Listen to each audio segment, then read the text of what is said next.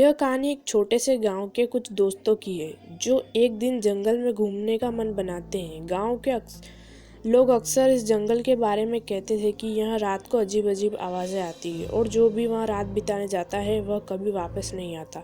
मगर इन दोस्तों ने सारी बातों को कोई डर नहीं था। वे एक साहसी कदम उठाकर जंगल की ओर चल पड़े।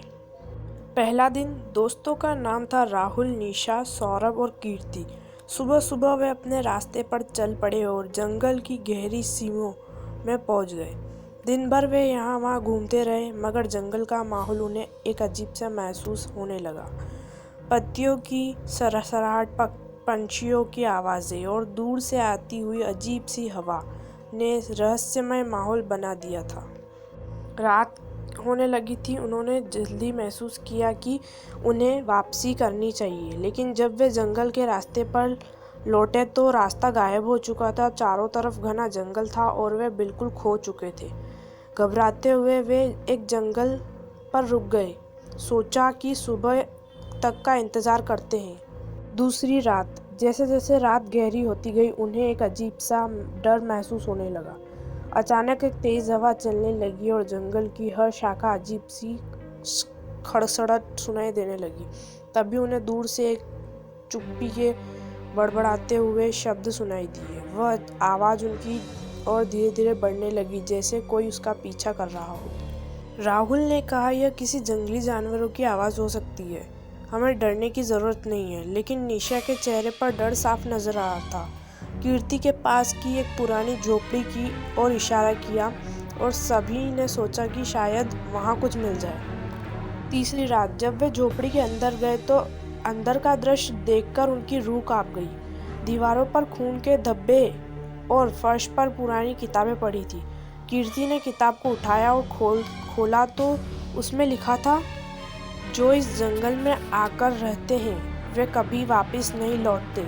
यह जंगल किसी पुराने शाप से भरा हुआ है। जिसमें भी यहाँ रात बिताई उसकी आत्मा अब इसी जंगल की सरसा बन गई।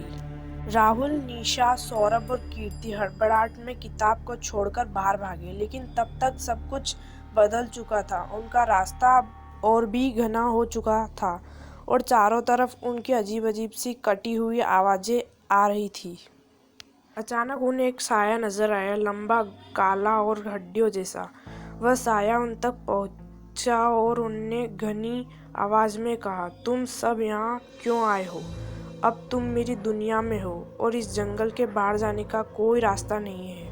अंतिम पल। डर के मारे वे चारों अपने प्राणों की सलामती के लिए दौड़ पड़े, लेकिन जंगल ने उन्हें अपने अंदर घेर लिया था। अगले दिन गांव के लोग जब जंगल की ओर गए तो उन्होंने दोस्तों के कुछ सामान पाए, लेकिन वे चारों कहीं नहीं मिले। गांव के बुजुर्गों ने फिर से वही कहानी सुनानी शुरू की। यह जंगल अब और भी खतरनाक हो गया है। किसी की भी सूरत में यहाँ रात ना बिताए। यह शापित आत्मा है जो न किसी को छोड़ती है ना किसी को जाने देती है।